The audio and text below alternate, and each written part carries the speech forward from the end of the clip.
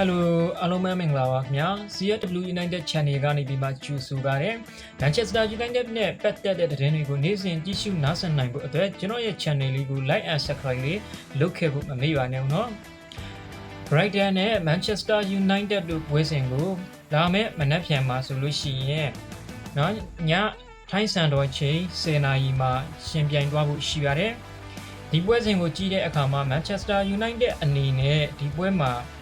မနိုင်လဲဘာမှမဖြစ်ဘူးပေါ့နော်။ဒါကြောင့်လဲဆိုတော့ Manchester United ကရှုံးဒီဖြစ်စီနိုင်ဒီဖြစ်စီအဆင့်တုံးဟာအဆင့်သုံးမှာပဲရပ်တည်သွားမှာဖြစ်တဲ့အတွက်ကြောင့်မလို့ Manchester United အနေနဲ့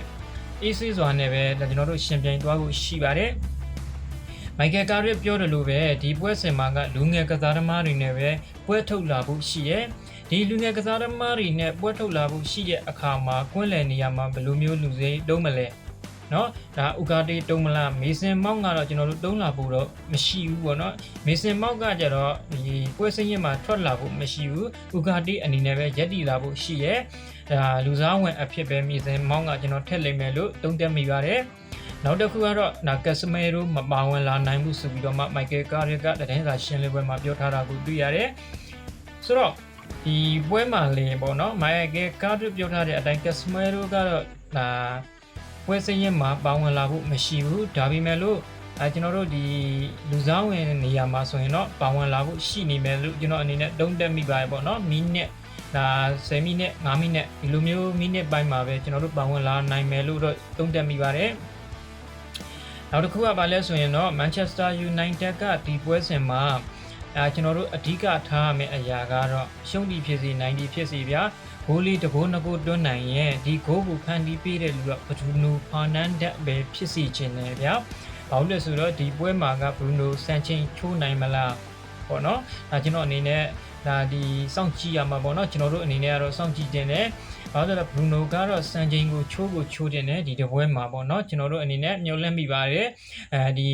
ဖန်တီးမှုကိုရရှိပါစေလို့လည်းကျွန်တော်တို့အနေနဲ့ဆုတောင်းနေပါတယ်နောက်တစ်ခုကဘာလဲဆိုတော့ Brighton အတင်းကိုကြီးတဲ့အခါမှာ Brighton အတင်းကတော့ကျွန်တော်တို့ဒီ Brighton ကတော့အဓိကနိုင်ကိုနိုင်ရမယ်ပွဲဖြစ်တယ်ဘာဖြစ်လို့လဲဆိုတော့သူတို့နိုင်ရမှာကဘာဖြစ်လို့နိုင်ကိုနိုင်ရမှာလဲဆိုလို့ရှိရင်ဒီပွဲသူတို့နိုင်မှတာဥရောပဝင်ခွင့်မျှော်လင့်ချက်ကိုသူတို့အတက်ဆက်ရှင်နိုင်မှာဖြစ်ပါတယ် Manchester United ကိုပေါ့နော်သူတို့တော်တော်လေးကိုယုံကန်ပြီးတော့မှကြိုးစားသွားမှာပါနောက်တစ်ခုကဒီ Brighton ကလူစုံထုတ်လာမှာကိုကျွန်တော်တို့တွေ့မြင်ရမှာပါ Brighton ကပေါ့နော်ကျွန်တော်တို့သူအိမ်ကွင်းအဝေးကွင်းပွဲစဉ်ကိုကြည့်တဲ့အခါမှာ Brighton ကအိမ်ကွင်းပွဲစဉ်ကိုအရန်ကိုမှတာထားတယ်သူအိမ်ကွင်းပွဲစဉ်ကိုကြည့်တဲ့အခါမှာ18ပွဲမှာဆိုလို့ရှိရင်9ပွဲနိုင်6ပွဲတည်3ပွဲရှုံးစုပြီးတော့မှရက်လက်တွေထွက်ပေါ်ထားပါတယ်ဒါအိမ်ကွင်းပွဲစဉ်ဖြစ်ပါတယ်နောက်တစ်ခုကဘာလဲဆိုတော့အဝေးကွင်းပွဲစဉ်ဖြစ်တယ်အဝေးကွင်းပွဲစဉ်မှာရ9ပွဲနိုင်9ပွဲတည်9ပွဲရှုံးဆိုတဲ့ရက်လက်နဲ့ဒါကျွန်တော်တို့ဒီပွဲစဉ်ဒီမှာထွက်ရှိထားတာဖြစ်တယ်ယခုလက်ရှိပွဲစဉ်ပေါ့နော်ကျွန်တော်တို့ဒါဒီ38ပေါ့နော်မရောက်သေးခင်အထိပွဲစဉ်30ခွန်အထိပေါ့နော်ဒါအိမ်ကွင်းပွဲစဉ်မှာ18ပွဲကန်ထားတယ်အဝေးကွင်းပွဲစဉ်မှာ19ပွဲဒီကန်ထားတယ်အိမ်ကွင်းပွဲ18မှာဆို9ပွဲနိုင်6ပွဲတည်3ပွဲရှုံးဆိုတဲ့ရလက်တွေနဲ့ပိုင်ဆိုင်ထားတယ်ဆိုတော့ပြောရမယ်ဆိုလို့ရှိရင်အိမ်ကွင်းမှာအတော်လေးကိုမှအားရစရာကောင်းတယ်ဆိုတဲ့အချက်လေးတွေဖြစ်ပါတယ်ဒါဥရောပဝင်ခွင့်နေရာမှာပေါ့နော် Chelsea နဲ့ဒါကျွန်တော်တို့နောက်တစ်ခုက Chelsea နဲ့ Sunderland တကယ်လို့ Chelsea ရှုံးခဲ့မယ်ဆိုရင်တော့ Sunderland ကပေါ့နော်ကျွန်တော်တို့ဒီအဆင့်30မှာရှိရယ်တကယ်လို့ Sunderland နိုင်ခဲ့မယ်ဆိုရင်54မှတ်နဲ့ဒီဥရောပဝင်ခွင့်ကိုရရှိနိုင်မှာပေါ့နော် Chelsea အနေနဲ့ကလည်းတခုလာပြန်ပြီးတော့မှကောင်းလာတဲ့အထက်မှာပါတယ်ဒါပေမဲ့လို့ဒီပွဲမှာဆိုလို့ရှိရင်တော့ကြည့်အောင်မယ်နောက်တစ်ခုကဘာလဲဆိုလို့ရှိရင် Brighton ကတော့ Manchester United ကိုနိုင်မှသူကတော့စိတ်အေးလက်အေးနဲ့ပဲเนาะဒါဥရောပဝင်ခွင့်ကိုဆက်လက်ပြီးတော့မှဒါသူတို့တိုက်ပွဲဝင်သွားမှာဖြစ်တယ်Manchester United ကတော့ဒါပြောရမယ်ဆိုလို့ရှိရင်ကျွန်တော်တို့အရေးကြီးဆုံးကဘာလဲဆိုတော့ Bruno Sanchez ချိုးနိုင်ဖို့ကအရေးကြီးဆုံးလို့ကျွန်တော်အနေနဲ့ထင်မြင်မိတယ်Sanchez ကိုလည်းချိုးနိုင်ဖို့ရအတွက်မျှော်လင့်မိတယ်နောက်တစ်ခုကဘာလဲဆိုလို့ရှိရင်ကျွန်တော်ဒီ Arsenal ကတော့ဒါချန်ပီယံဖြစ်သွားပြီပေါ့နော်Manchester City ကတော့ဒုတိယနေရာမှာရရှိသွားပြီးတော့မှ Manchester United အတင်းကတော့အကယ်လို့နိုင်သွားခဲ့မယ်ဆိုရင်တော့81မှတ်နဲ့ရပ်တည်သွားမှာယာတီသိမ်းသွားမှာဖြစ်တယ် ငယ်လို့ရှုံးသွားခဲ့မယ်ဆိုရင်တော့68မှတ်နဲ့ယာရီတင်သွားမှာဖြစ်ပါတယ်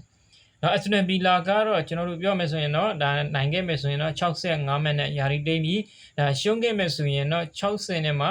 2မှတ်နဲ့ယာရီတိမ့်သွားမှာဖြစ်တယ်အဓိကကတော့ကျွန်တော်တို့ဒီ Chelsea Brentford Brighton တို့အတင်းတွေကအဓိကဥရောပဝင်ခွင့်တွေကိုရှင်ပြိုင်သွားမှာဖြစ်ပါတယ်ဒီပွဲဒီမှာဒူတို့တွေအဓိကနိုင်ကိုနိုင်ရမယ့်ပွဲစဉ်တွေဖြစ်တယ်ဒီပွဲစဉ်တွေနိုင်မှတာပေါ့နော်ကျွန်တော်တို့ဒီဥရောပဝင်ခွင့်ကိုရရှိသွားမှာဖြစ်တယ်ဒီမှာဆိုရင်ချန်ပီယံလိဝင်ခွင့်ကို9နေရာအထိကျွန်တော်တို့ဒီနှစ်မှာပေါ့နော်ပွဲစဉ်စရာမှာရရှိထားတဲ့ယူရိုပါလိဝင်ခွင့်ဥရောပဝင်ခွင့်ကတော့2နေရာအထိ Conference League ကတော့1နေရာအားလုံးပေါင်းအဆင့်8အထိပေါ့နော်တက်လန်နိုင်ထားတာတွေကို Premier League မှာတွေ့မြင်ရတာဖြစ်ပါတယ်ကျွန်တော်တို့ညီကိုတွေ Manchester United ကျွန်တော်တို့ရဲ့ညီကိုတွေအားလုံးပဲပေါ့နော်ကျွန်တော်မှအောင်မှာဆွေးနွေးပေးခဲ့ပါအောင်နော်ဘယ်လိုမျိုးတုံ့တက်မှုတွေရှိတယ်လဲဘယ်လိုမျိုးဆွေးနွေးမှုတွေရှိတယ်လဲဆိုတာကိုကျွန်တော်နဲ့အပြန်အလှန်ဆွေးနွေးဖို့အတွက်ကျွန်တော် comment မှာဖိတ်ခေါ်ပါရခင်ဗျာဟုတ်ကဲ့ပါအားလုံးကိုကျေးဇူးတင်ပါတယ်